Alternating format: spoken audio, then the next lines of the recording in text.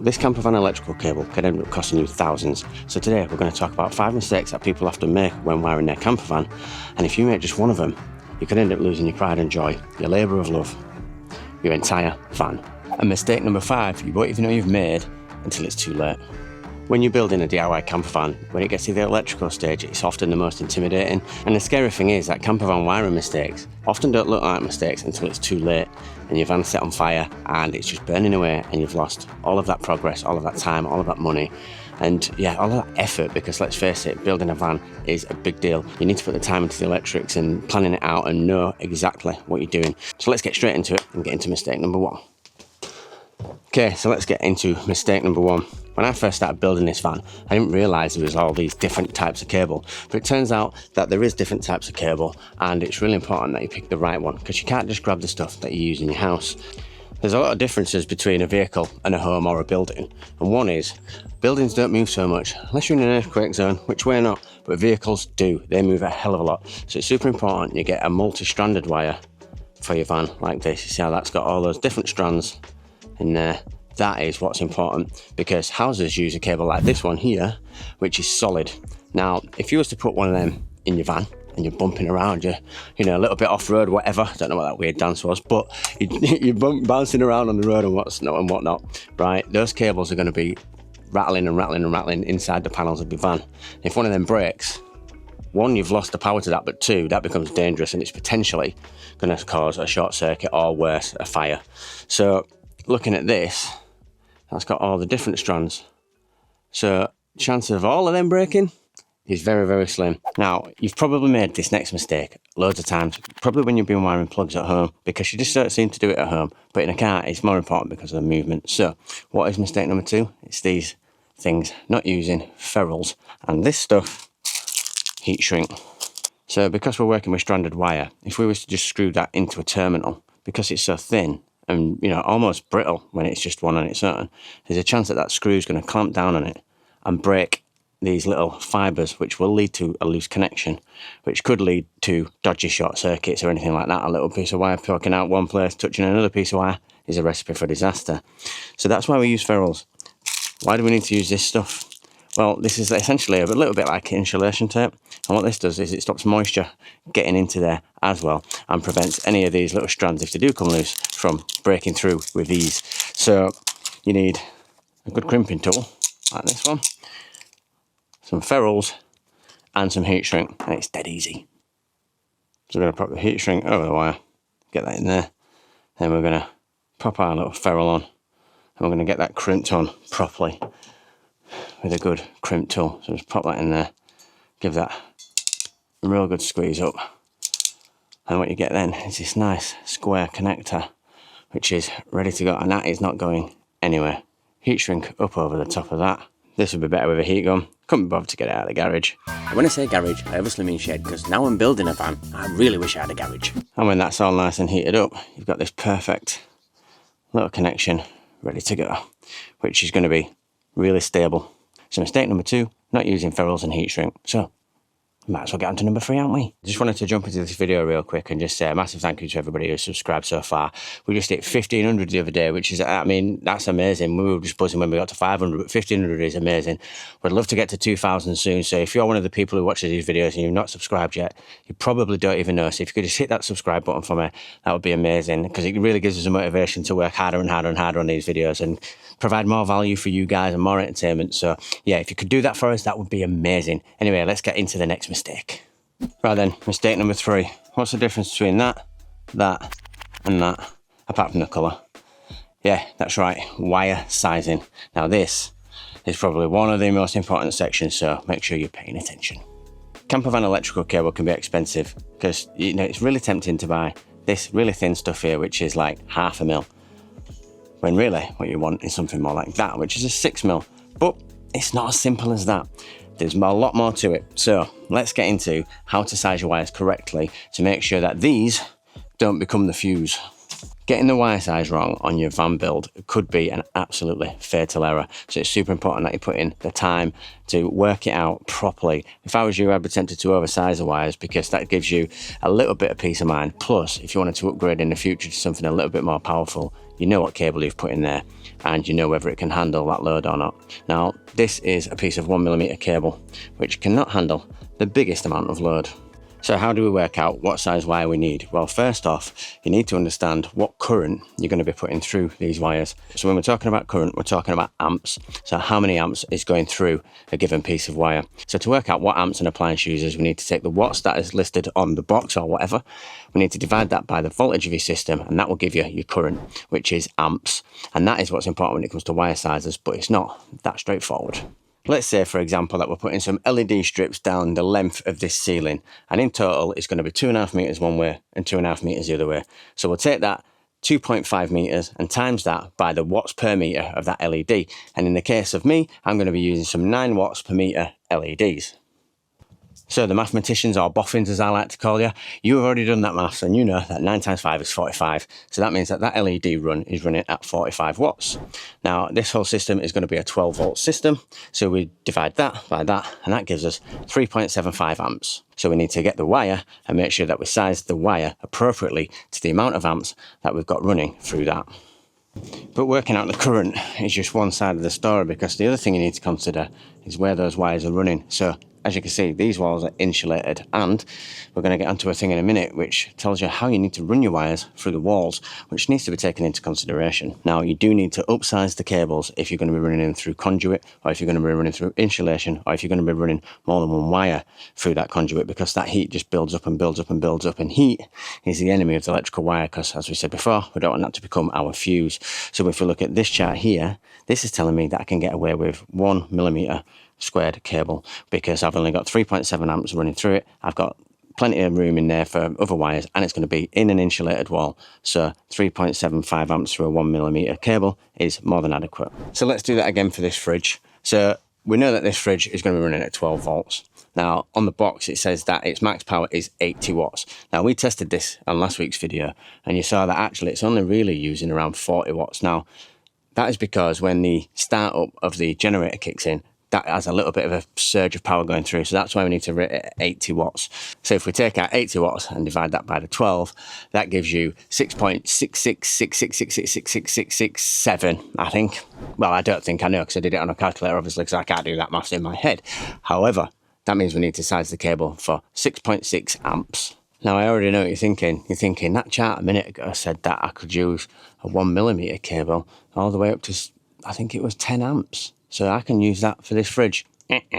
Wrong. You don't want to do that, because fridges are super sensitive to any sort of voltage. And the other thing is that leads us into mistake number 4, which we'll get on into a minute. But I've used 6mm cable for this, which you might think is overkill, to be honest, and it probably is. But you never know when you might want to upgrade it, and it's going to be an insulated wall. There's lots of cables running near it, and yeah, it's going to be in conduit as well. So that is, for me, a 6mm cable. So, but that is the basic maths to figure out wire sizes. But then there's mistake number 4 to take into consideration. So now we've figured out how to size our cables. We've nailed it. We've absolutely nailed it. It's going to be a doddle from here on in. Wrong. Because there's a thing called voltage drop that you need to think about as well, just to make life even more complicated. So this wire that we crimped before was 2.5mm cable, which, looking at our chart, is technically can carry the amps to run our fridge. But that's where this comes in, voltage drop, because a piece of cable that length can carry the current. And technically, a piece of cable, I don't even know how long, 6 meters, 7 meters, could carry the current, but that doesn't mean that the appliance is getting the voltage that it needs, because that struggles over long lengths, and that is what voltage drop is. So let's imagine you're a volt. Don't know what that would feel like, but probably be buzzing. Please accept my sincerest apologies over the quality of that last joke. Anyway, let's say you're a volt and you're going into the end of this cable here, but then you've got to get all the way down here. Now, this wire doesn't give you a lot of space to flow through. So that is essentially how voltage drop works, because you can't get through the cable because it's too small. So the voltage goes in, and the further it's getting into this, the fuller and fuller this cable is getting of voltage, and eventually it blocks up, which means less and less voltage is getting through all the way down here to your appliance, which means that that appliance is not going to work properly because the voltage is not getting there. So how do we fix that? You fix that by using bigger cable. So if we go back to the example of my fridge, we're going to be using this 6mm cable, which means that that voltage can flow down this over a long run with ease. Now, there is calculations to do this voltage drop stuff, but that is way beyond my math skill. So I will put a link in the description to the 12 Volt Planet voltage drop calculator, which I suggest you use anytime you're sizing wires. And that is how I ended up with a 6mm cable. Now, I probably could have got away with 4, but I thought I'll put a 6 in, just so I've got upgradability and peace of mind. So as you can see, sizing wires is a little bit of a science, so make sure you work out the current that's going through it, make sure you work out what size cable you need after voltage drop, make sure you take into consideration that it's going to be in a conduit or it's going to be in an insulated wall, it's going to be behind the wood panels of your van, so that heat builds up and builds up and builds up. You need to take all of that into consideration and make sure that your wire sizes are the safest they can be. Let's get into the last mistake, number 5, which is the one that you don't even know you've made until it's too late. Right, over here, there's a hell of a lot of wire. And over there, there's a hell of a lot of wire as well. Now, what can you see that is in common with them wires and them wires? That's right, they are all in conduit. So there's loads of this all the way around my van for me to run cables through, because panels in the van are made out of metal, and some of that metal is pretty sharp, to be honest. So having some sort of protective coating around your cable makes sense.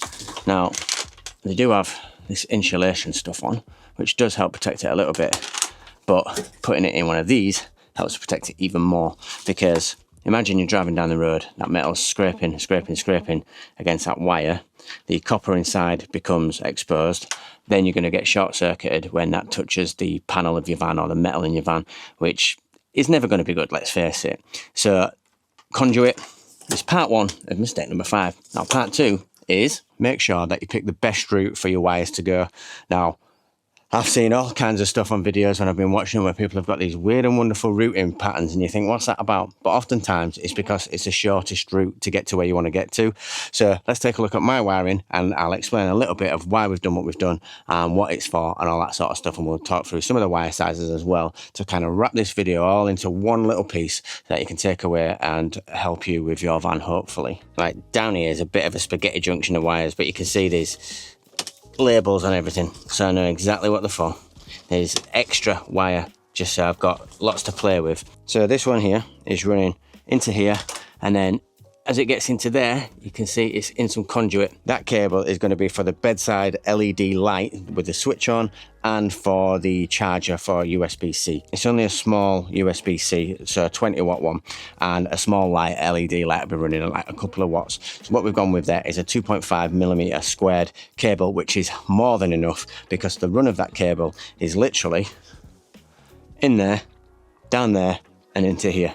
And then there'll be a little bit there before it goes into the 12-volt fuse box. So that's it. Not a massive run at all. My main LED driver is going to be up here, and that is going to be the Savvy Vans unit. Now, what that means essentially is that's almost like a separate fuse box for all my lights. So there's one of these cables here is to run the Savvy Lights unit, which is going to be installed up here, and that will run into there and provide power to the Savvy Lights unit. And all of these smaller ones, these 1mm squareds, they're for the actual LED runs. So there's several of those, and I think in total I'm running about 13 amps into the Savvy Vans unit. If all the lights are on full power, that's what it runs at. So that 2.5mm squared cable is plenty, because that runs, as you can see, along there, down that rear pillar, and into there where the fuse box is going to be. So using the 12 Volt Planet calculator, I worked out what the voltage drop would be, and that comes out as a green rating for that. Also over here, I've got cables for the fans. That's what this little junction of wires is for. Now, what I've got is one that is leading the power from the 12-volt fuse box over there, all the way along here and into there. So one of those coming in is the power for both fans. And then I've just got a little junction that I've made with these Wagos temporarily, and that is going to connect to the dome fan up here to pull that one through, and that's what this wire is for. And you can't see the rest of it anymore, but this wire here, that is for the main fan just above your head there, +2. Now, you say, no, that's not in conduit loom, but you can see in here as it comes through the metal panel, and you can see a little bit there, that is actually in conduit. This is going to be nice and soft there, and then that's going to run into here, which is again in conduit, and then it's all in conduit all the way down here. comes out through there, which is the power there for the fan. Again, I've slightly oversized those cables because that's 2.5mm squared, which is more than enough to run this Air Plus 2, which barely uses any power because it's got that brushless motor, as you probably know, because I've talked about it loads. So that's that. Now, there's one more thing to think about with wires, and that is when you come to your AC, because you can't just use the AC wire that you use at home. You need to use a specific one, which is Arctic Blue, and that's this chunky ass stuff. So this is 2.5mm squared Arctic Blue. Again, this is multi-stranded, and this will be running all of my AC. So again, you just need to look at the same thing. The equation still applies. So it's the watts that you're using divided by the volts, which in this case will be 230 volts, and then that'll give you your amps. But 2.5mm squared is more than enough for anything you need in a van. And yeah, so that is the sort of wiring plan. And the last thing to think about when you're routing all your cables is any connections that you make, whether that be in a Wago or any other sort of connection, make sure you can get back to them with these, because if it's going to fail, it's going to fail at a connection generally, and you want to be able to get in there and fix that if anything does go wrong. So make sure that they're not hidden away inside walls and stuff like that. So there you go, guys. That's my top 5 mistakes that people often make when it comes to wiring up the camper van. Now, I'm not an electrician. I just want to put that out there. This is all stuff that I've just learned by, you know, watching a million videos, reading a lot of stuff on the internet, but I thought I would condense it down into one video for you guys so that you've got it all in one place. But don't take my word for it. Go and research it yourself. Make sure you're happy, because, as I said, I'm not an electrician, but I've still got a bit of wiring to do on here, and I'm super confident that I've got all my cable sizes right, and it's not going to be a fire risk, and Brian's still going to be with me in a few years. So, yeah, you know what to do. See you on the next one. Peace out.